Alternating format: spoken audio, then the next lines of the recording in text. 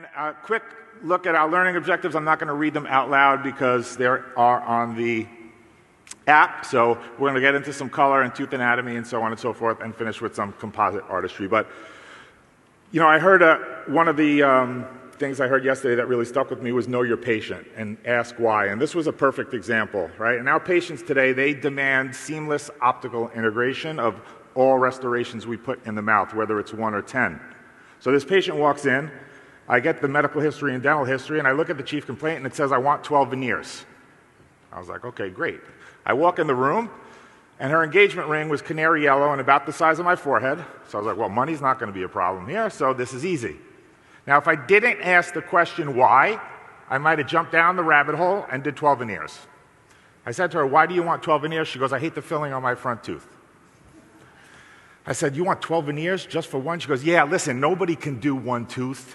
It never looks good. You should see some of my friends. So I chuckled and I said, the dumbest thing you could do is tell a stubborn Italian from New York that I'm not going to pull it off. So we did it, and we did well, and we only did one tooth in this case. All right? And to get results like that, it takes teamwork. This has happened to be porcelain, so it takes a phenomenal ceramist and communication, and we're going to talk about all of that today. And the work we do, the work that everybody showed up to now so far in this meeting was phenomenal. And it's got incredible detail. And how do we replicate stuff like this? How do we move forward, whether it's porcelain or whether it's composite? Can we get results like that with composite artistry? And I think that's what we want to show you today.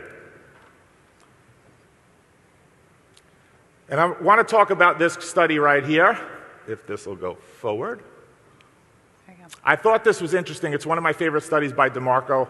Came out in 2015. And what he did was he evaluated articles that reported class 4 survival rate and reasons for failure. And if you look on the left, one article said that after 5 years, 43% of class 4s failed. Another said after 5 years, 4, 7, 100. So what does this tell us? It tells us that the operator or patient factors, like they lie about biting their nails, are really the reason that these anterior restorations fail.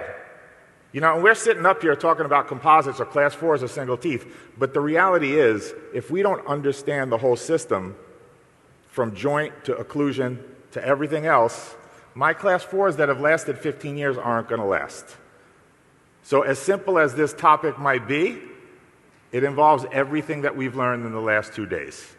So one of my favorite sayings, it's not the arrow, it's the archer. Right? And a simple restoration can totally last for a long, long time.